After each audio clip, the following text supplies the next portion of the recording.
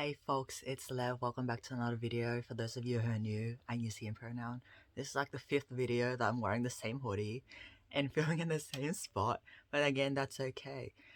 Today I wanted to talk about self-care and what I do to look after myself, and hopefully for those of you who are unsure of how to start or like what self-care may look like, I hope my experiences can help, I guess, start a conversation like with you and your own start a conversation with you in terms of how to look after yourself.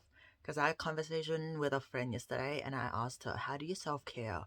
And she said she's not really sure. She just goes on YouTube and watches videos. And I'm like, and then she asked me how I self-care, and then I gave her some examples of what I did. And it really helped start the conversation about how to actually look after ourselves properly, especially if we're like doing a lot of things that are like taxing, like emotionally, physically, giving our brain time to rest and all that as well. So hopefully you can start a conversation with all of you. In regards to how I define self-care, like this isn't a dictionary definition. This is sort of how I frame it in terms of my experiences. So self-care for me really means honoring my needs, acknowledging and honoring my needs. That's the main way I frame self-care.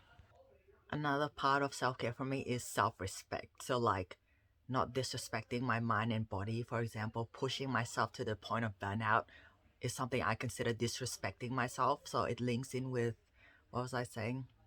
Honoring my needs. Acknowledging and honoring my needs as a form of self-respect. That is what self-care is to me. Um, so so this is like, I guess, all the different things in my toolbox or list of things I can do to look after myself, and I don't do all of these things every day. I just like sort of sometimes I swap between them, and it's just like here's everything I can do, and then I choose the activity to look up to self-care depending on what I need at that current point in time. And also this is not like an exhaustive list, nor is it like a fixed list. Sometimes I experiment with some self-care strategies and I realize it doesn't work for me, so I take it out of my box, and if I find something that works really well, then I just add it to my box. It's like a continuously updated process, getting rid of things that don't work, adding things that work, or maybe things that didn't work in the past work now for me. So it's just constantly updating, basically. It's not like a fixed list and it's like, okay, this is all you have for the rest of your life. No, it's just constant updating based on just learning and growing and trying new things. The first main thing I can think of is boxing and exercise in general. Just moving, like allowing my body to move, just move, not like sitting still all the time. It's because I guess for me, if I don't exercise, it doesn't necessarily have to be boxing, but boxing is the better option for me. But if I don't like move, I will just crash because my body will just start feeling like very lethargic and sluggish, and that in turn will affect my mental health in a not so helpful way, and then I just start snowballing downhill. So movement, exercise, releasing those feel good chemicals through doing something I love. And I also like boxing because I love martial arts, and it also challenges me. So it's not just like exercise, it's good for my health. It challenges me and it helps me grow mentally as well. And it also teaches me how to stay calm in like when when my body's in under stressful circumstances. So boxing is very taxing on the body, especially if you're like new to it and haven't trained for that long. It can be very taxing on the body, like cardio, stamina. You just get tired very quickly. So as I've trained in martial arts in general, actually, before this was taekwondo, but and then boxing, it's like I learned how to control my mind, keep a clear mind, even though my body is under immense stress and pressure from punching, basically. The next thing I do is being very intentional about what I consume online. Basically, this includes social media, YouTube, Netflix, all forms of media, includes written media as well, audio, media like podcasts, all forms of media, being very intentional about what I choose to consume, because a lot of the things on social media I see, especially, is things I don't care about. So I don't really go on social media anymore, because it's just irrelevant and irrelevant to me, and it does not add any value to my life, nor does it doesn't, it's not fulfilling. It's just like, why am I staring at this if it does nothing for me? So I don't really go on social media, and I'm very intentional about what I watch on YouTube. Sometimes I do watch just random videos that give me a laugh. I particularly like gaming videos where people like edit things and make it funny, because I love video games. So but then that's very, I do that in moderation. It's sort of, it's comparable to eating food. Like, eating things in moderation is good. Too much of it is not healthy for me. Watching these, I guess, random videos that just give me a laugh, and yes, make me laugh and give me, I guess, that little boost of happiness, it's good. But too much of it is not healthy, so I'm consuming that in moderation.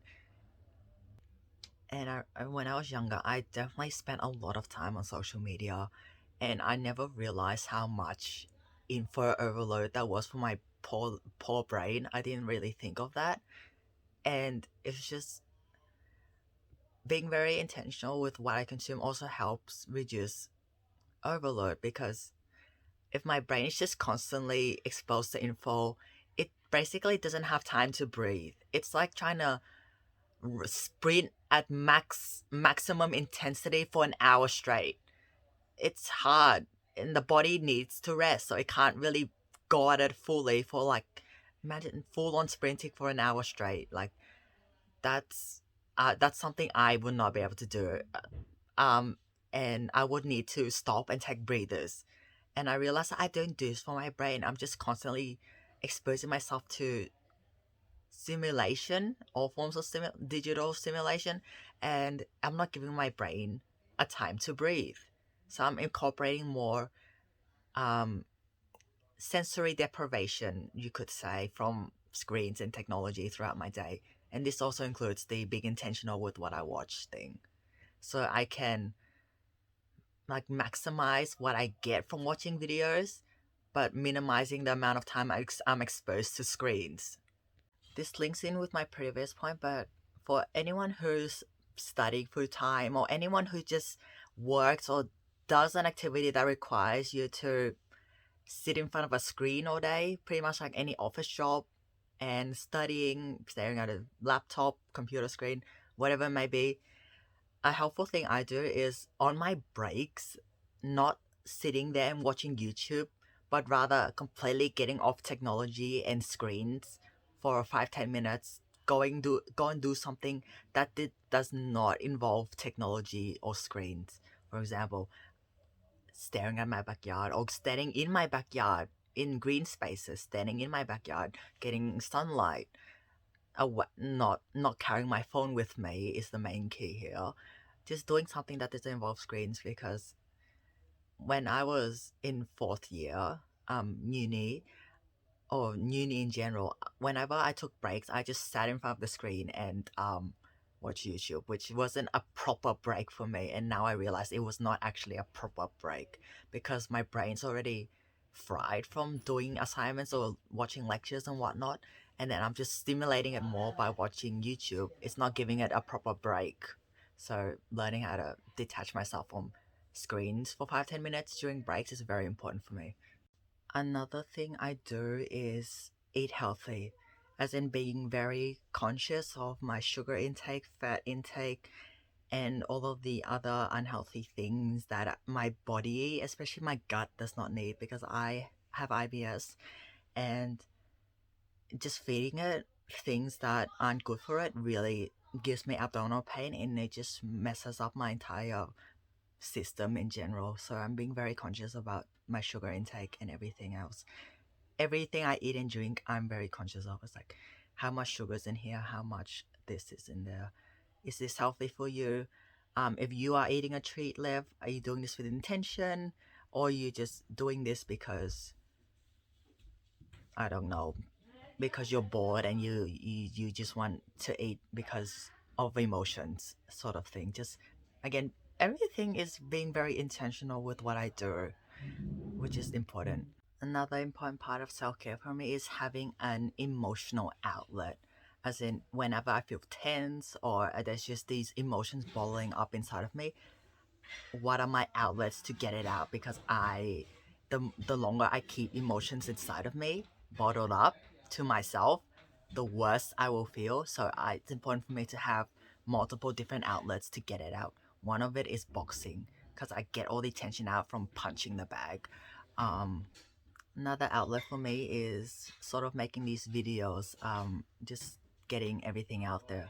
Another thing is journaling.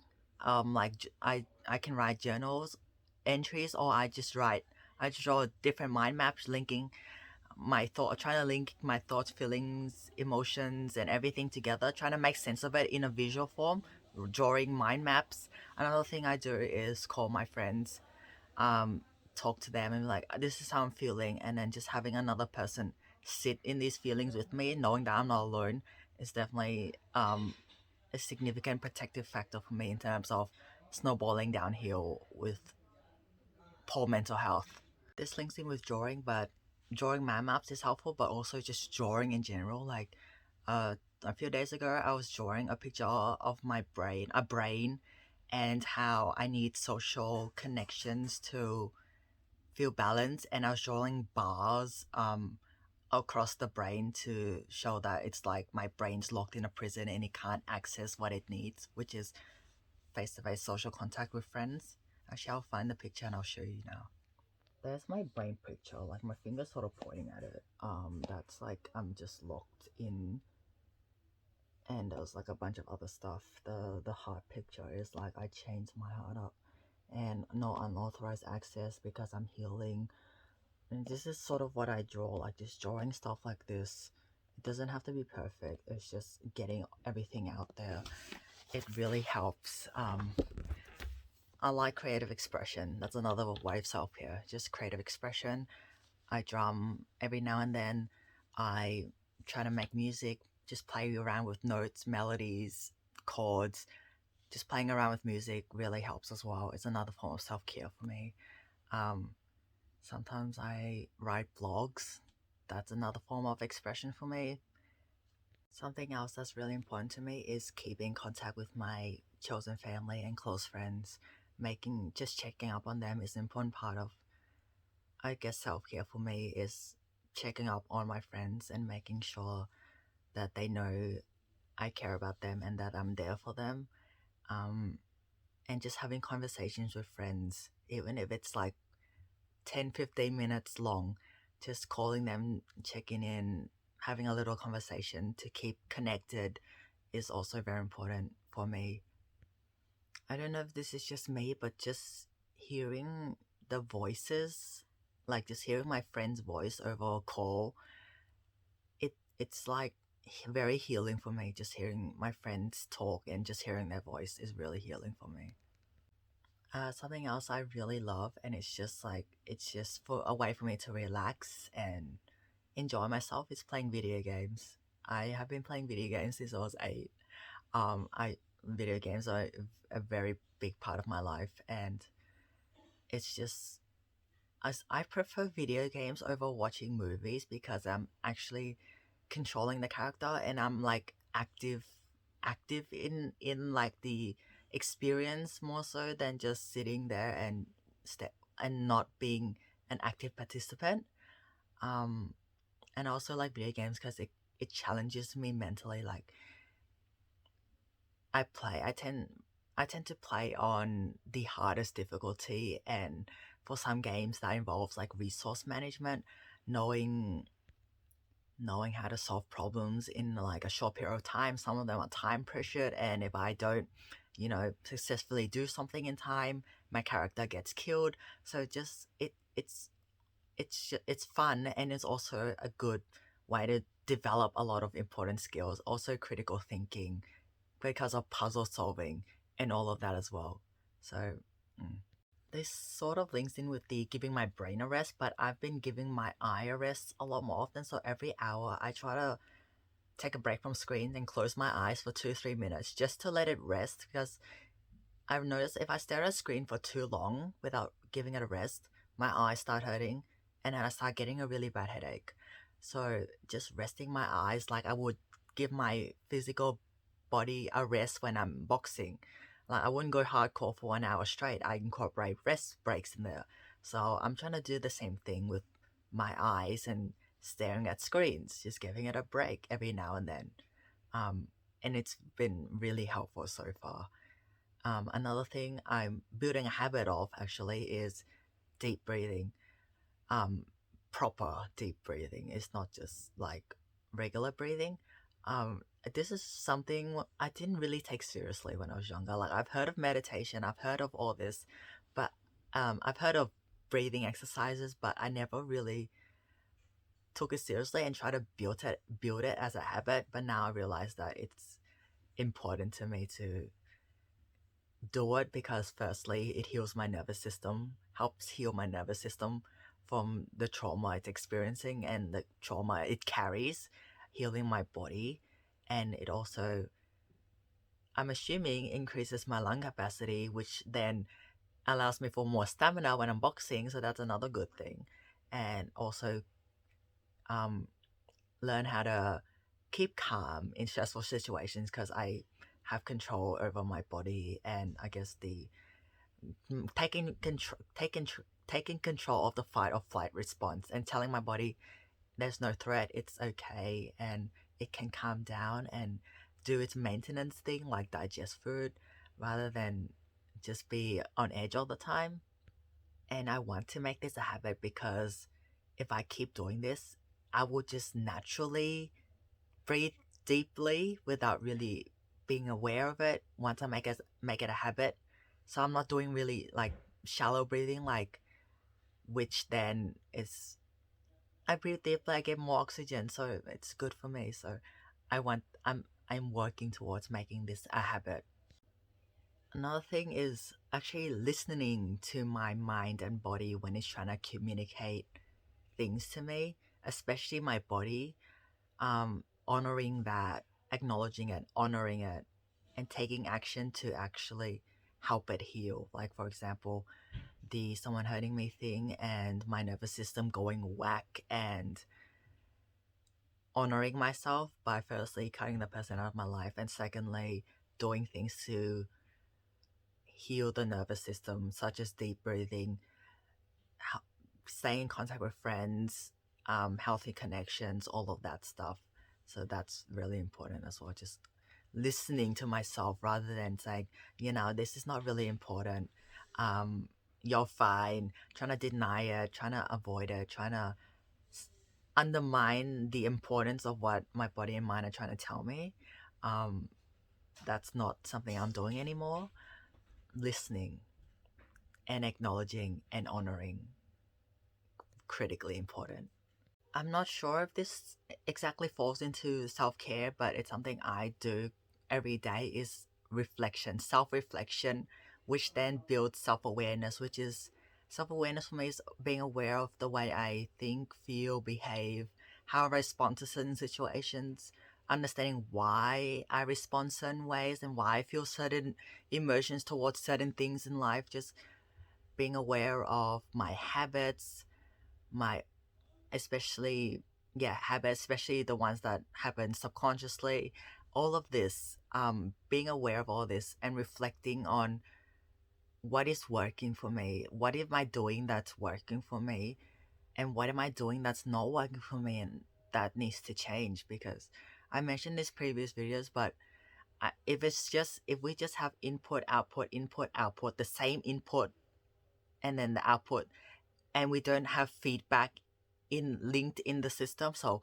input output feedback, what works, what doesn't, what needs to be changed, which then feeds into new input and then output and then reflect on whether that works or not. And just like for me the cycle goes input output feedback, not input output with nothing changing, no assessment, nothing. So that doesn't work for me anymore, so I always have to do input output feedback and then input again. like just sitting with yourself and asking like what are like some questions I've been thinking of, like what are my values, how do I operate as a human, what do I need to function and thrive. And this can be different for everyone, and that's okay. It's like, what's the optimal environment for me to thrive, what do I look for in friendships, what are the factors that make my close friendships work, and what made us so strong to this day. um what am I doing in my life that's not really helping me and that might be hurting me, that I need to change or get rid of? What do I value? What do I find meaningful in life? What ha- what what has helped me get to where I am today in life? What have I overcome? How is this are these challenges like help me become a better version of myself? How have I overcome difficult times and trauma? Um, what trauma may be, left from my past experiences that I may need to work through.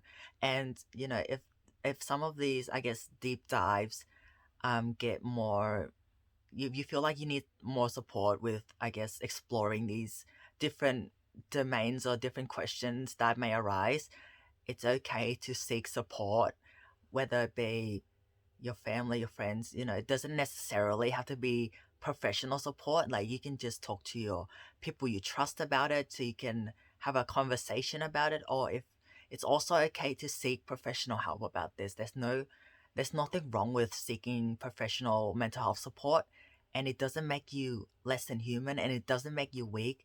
All the stigma that is associated with seeking help, it's complete garbage.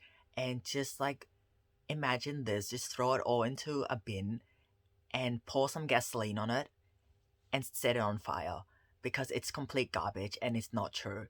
Um, yeah. Um, that's all the thoughts I have for now. Thanks for watching, folks. And again, I really hope this gives you some ideas on where to start, or help start a conversation about how to look after yourself and self care properly.